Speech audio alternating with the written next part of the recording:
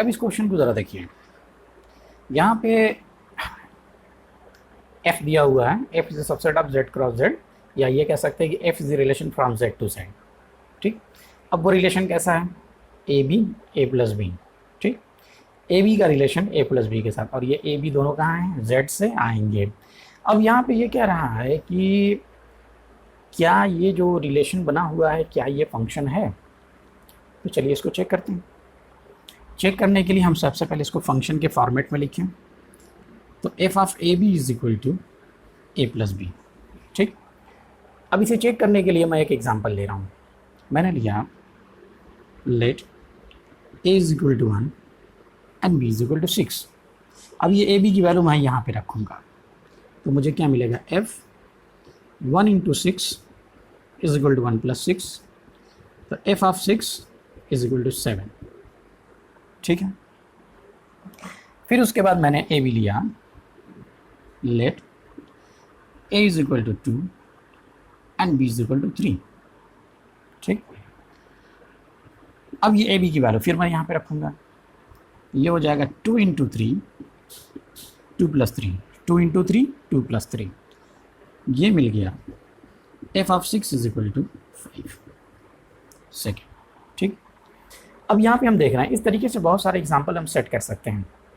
अब यहाँ पे हमने क्या बताना है कि फ्रॉम 1 एंड 2, 6 का रिलेशन 7 के साथ है और 6 का रिलेशन 5 के साथ है। तो हम ये देख रहे हैं कि 6 की इमेज यूनिक नहीं है, तो ऐसे बहुत सारे एलिमेंट्स होंगे जो इस रिलेशन के थ्रू यूनिक इमेज नहीं बनाएंगे। तो जब यूनिक इमेज नहीं बनाएंगे तो वो फंक्शन नहीं होगा। अगर हमने सिर्फ एक पॉइंट पर शो कर दिया कि ये स्टेटमेंट फॉल्स है, तो अब वो फॉल्स हो गया, अब उसको कहीं और जा करके चेक करने की ज़रूरत नहीं है। लेकिन जब स्टेटमेंट ट्रू होता है तो ये चेक करने की ज़रूरत है कि वो एवरीवेयर ट्रू है कि नहीं है। ठीक है, लेकिन फॉल्स अगर है तो सिर्फ एक पॉइंट पे अगर वो फॉल्स हो गया तो वो समझिए कि ये स्टेटमेंट फॉल्स हो गया। तो हमने यहाँ पे शो कर दिया कि यहाँ पे इस पॉइंट पर ये फॉल्स है, तो एक रीज़न काफ़ी है इसके फॉल्स होने के लिए। तो हमने कहा कि सिंस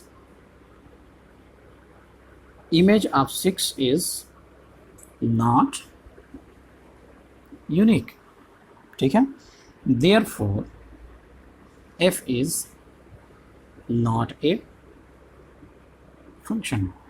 ठीक है, इसका मतलब f क्या हो गया, फंक्शन नहीं है। इस तरीके से आप बहुत सारे एग्जांपल ले सकते हैं।